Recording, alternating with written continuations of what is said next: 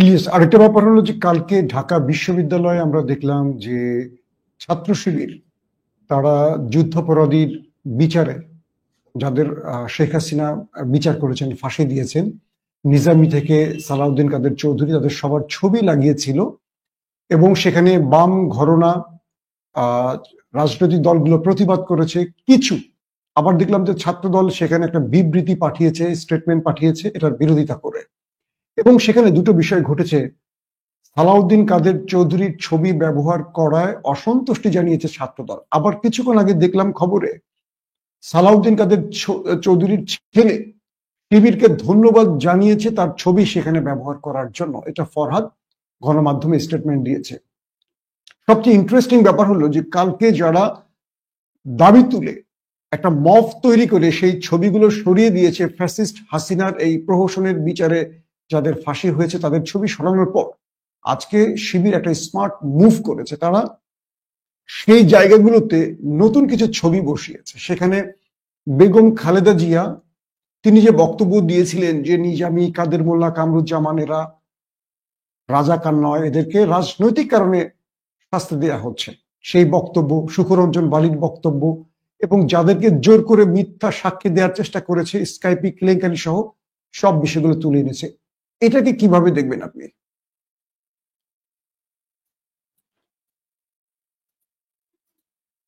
মাইক্রোফোনটা বন্ধ, ইলিয়াস।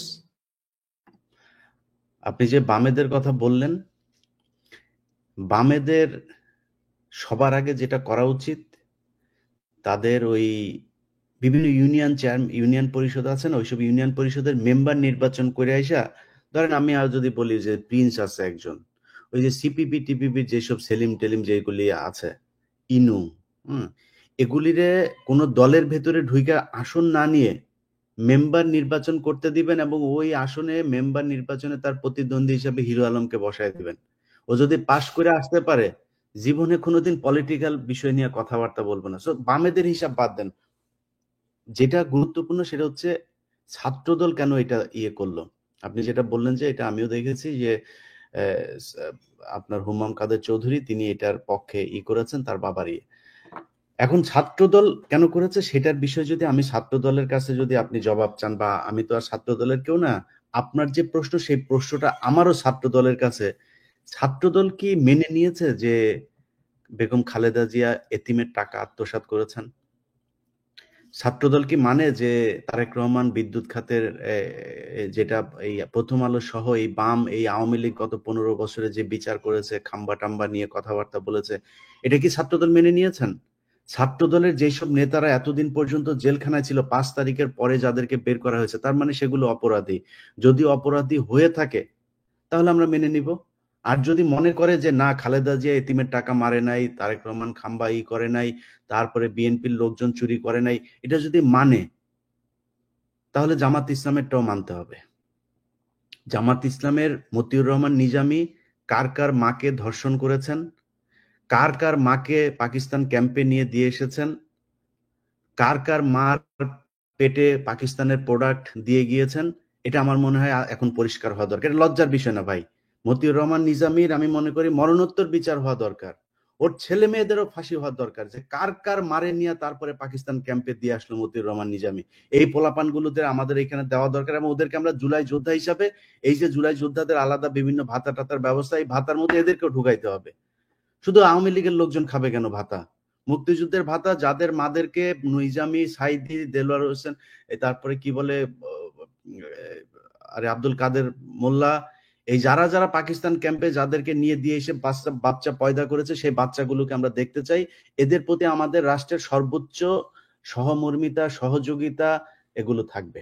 তো আমরা তাদের দেখতে চাই কার কার বাবা মাকে করেছেন।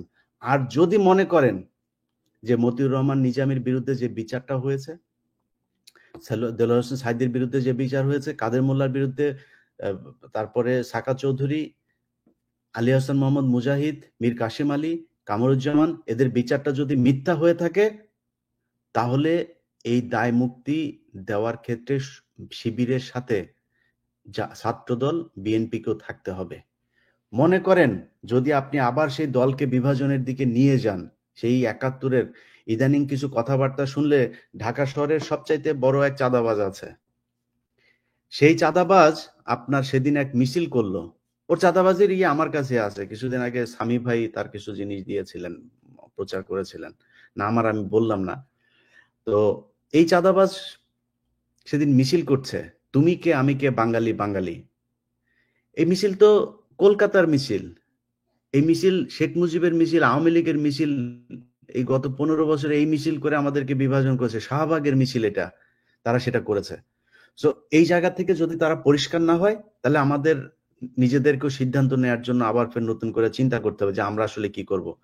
চোখে সরিষার ফুল দেখায় দিব, এই জায়গা থেকে যদি না বের হয়ে আসে।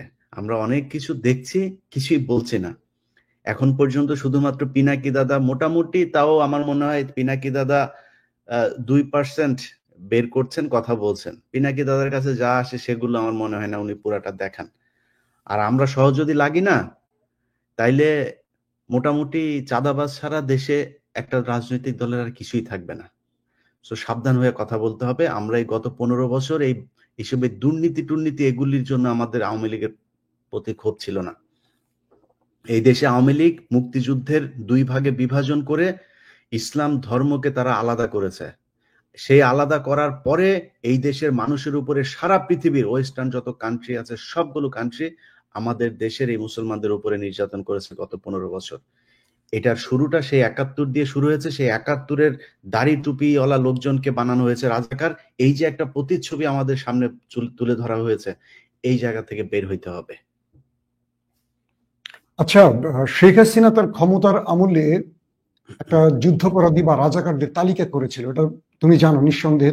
তখন বোধহয় তুমি বাংলাদেশে সাংবাদিকতা করো।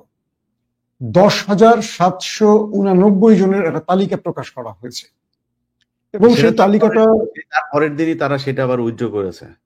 হ্যাঁ, তো সেই তালিকার হিসেব দেখা গেছে, মানে পরবর্তী খবর কাগজগুলোতে এসছে, এই 10,789 জন রাজাকারের ভেতরে 8,000 জন ব্যক্তি হলো আওয়ামী লীগের, 2,000 জন ব্যক্তি হলো বিএনপির, এবং জাতীয় পার্টির রয়েছে কয়েকশত, 35 কি 38 মাত্র জামাত ইসলামের। এই যে রাজাকার ইস্যুগুলো, যে মানে আমার কাছে মানে দুঃখ লাগছে। এখন অনেকেই বলবে যে কি ব্যাপার, আপনারা দুজনে বিএনপি কে বাদ দিয়ে জামাতের পক্ষে কথাগুলো যাচ্ছে কেন? আসলে বিষয়টা হলো কি, এই যে ন্যারেটিভ গুলো আসছে, এটা বন্ধ করার জন্য কিছু জায়গা আমাদের আসলে আলোচনা করা উচিত। আমি মনে করি 8,000 রাজাকারের তালিকার দল আওয়ামী লীগ, তারা নিজেরাই এতদিন চেতনা বিক্রি করেছে 71-এর। যে দলটির প্রেসিডেন্ট মানে বিএনপির প্রধান জিয়াউর রহমান, যিনি স্বাধীনতার ঘোষণা দিয়েছেন, অথচ এই আওয়ামী লীগের আমলে রায় দিয়ে তার উপাধি কেড়ে নেওয়া হয়েছে এবং তাকে গুপ্তচর, পাকিস্তানি গুপ্তচর বলা হয়েছে জিয়াউর রহমানকে, যিনি স্বাধীনতার ঘোষণা দিয়েছেন এবং মাঠে যুদ্ধ করেছেন। হাসিনার রায়, এটাও কিন্তু হাসিনার রায়। এই ক্ষেত্রে তোমার কাছে কি মনে হয় যে রাজাকার তালিকাটা কি সঠিক ছিল, বা আওয়ামী লীগের সকল রায় কি সঠিক, যেটা বিএনপি অর্ধেক মানছে অর্ধেক মানছে না? ভাই, এটা ইটস বিন 54 ইয়ার্স। এখন ধরেন আপনি যদি নাকি মনে করেন যে মুক্তিযুদ্ধের ইতিহাস লিখতে যাবেন, এটা বাংলাদেশে আর সম্ভব না। কারণ আপনি যদি ইতিহাস মানেন, তাহলে আপনি এখন বিএনপি কে করে বললেন যে ওকে ঠিক আছে আপনারা করেন। বিএনপি এবং ডক্টর ইউনূস সহ এবার যদি তারা একটা এরকম পদক্ষেপ নিত যে আমরা কতজন আসলে নিহত হয়েছেন, কতজন নারী ধর্ষিত হয়েছেন, কতজন মুক্তিযোদ্ধা ছিলেন, এটার আমরা একটা করব। এটা গত 1 বছরে সম্ভব ছিল। এই জায়গায় হাত দেবে না কেউ, কারণ এই জায়গায় হাত দিতে গেলেই ইন্ডিয়া চেপে ধরবে যে না, এখানে দেওয়া যাবে না। এখন এটা যদি নাকি আপনি মনে করেন, যদি করতেন, মনে করেন, তারপরে কি আপনার মনে হয় আওয়ামী লীগ মেনে নিত? কখনোই কোনোদিন আওয়ামী লীগ মেনে নিত না। তার মানে আওয়ামী লীগের সময় যখন আবার আপনি করবেন, আপনি যেটা বললেন আমার মনে আছে, তার ঠিক একদিন পরেই সেটা সাথে সাথে উইথড্র করা হয়েছিল। কারণ ওইখানে ওই সিটিং অনেক মিনিস্টারও সেখানে তারা রাজাকার হিসাবে তাদের তালিকায় নাম চলে এসেছিল। আমার ঠিক মনে নাই, একজন মন্ত্রীও ছিল ওই সময়। তো ওইটা কিন্তু সামহাও বের হয়ে গিয়েছিল। আমার মনে হয় যেটা ওরা একটা মানে অরিজিনালটাকে মানে পাবলিশ করে দিয়েছিল, যেটা তারা মানে তাদের যে গোজামিল দিয়ে যেটা করা সেটা বের করতে গিয়ে অইচ্ছাকৃত বা অনিচ্ছাকৃত ভাবে যেভাবে হোক সেটা বের করে দিয়েছিল কিছুক্ষণের জন্য, মিডিয়াতে চলে এসে তারপরে সাথে সাথে সেটা বলেছে যে এটা ভুল ত্রুটি হয়েছে। আচ্ছা, তারপরে যদি করতো আমরা কি মানতাম কখনো? আমরা কখনোই আওয়ামী লীগের হাতে ইতিহাস কখনোই মানা হবে না। কারণ আওয়ামী লীগ এমন একজন যে ব্যক্তি কিনা এই দেশের স্বাধীনতা চায় নাই, তারে স্বাধীনতার আব্বা বানিয়েছেন। যেই ব্যক্তি মানে বাংলাদেশে প্রথম গুমের জনক, যেই ব্যক্তি বাংলাদেশে সবার আগে ক্রস ফায়ারের জনক, বাংলাদেশকে যিনি যার হাত ধরে মানুষ না খেয়ে মারা গিয়েছে, একমাত্র দুর্ভিক্ষ এই দেশে স্বাধীন দেশে ঘটেছে এই শেখ মুজিবের সময়। সেই ব্যক্তিকে যারা স্বাধীন জাতির পিতা বানায়, তাদের হাতে জিয়াউর রহমানকে তারা বানিয়েছে রাজাকার। এদের হাতে তো ইতিহাস লিখতে দেওয়া যাবে না। এখন কি করতে পারি আমরা? আমি এই কথাগুলি ভাই আমি বিভিন্ন সময় বলি এবং আমি মনে করি আমাদের রিপিটেডলি এই কথাগুলো বলা উচিত। আপনি একজন মানুষ হিসাবে আপনার কাছে আমার বিশ্বাস করার দরকার নেই ভাই।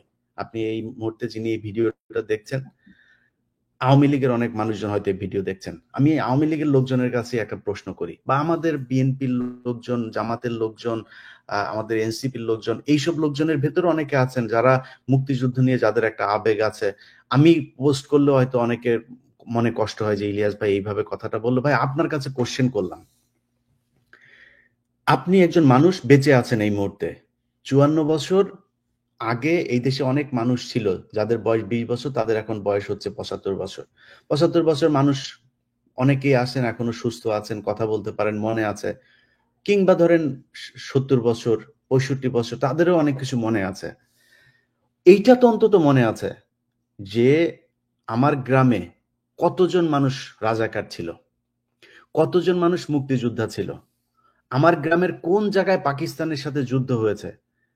বাংলাদেশে ডিসেম্বরের 3 তারিখ থেকে ডিসেম্বরের 14 তারিখের মধ্যে দেশ স্বাধীন হয়ে গিয়েছে এই ভারতের এক আঘাতেই। এখানে বাংলাদেশের মানুষের কিছু করা লাগে না, যুদ্ধ করেছে। আমি কাউকে ছোট করে কথা বলছি না, যুদ্ধ কেউ কেউ করেছে। কতজন?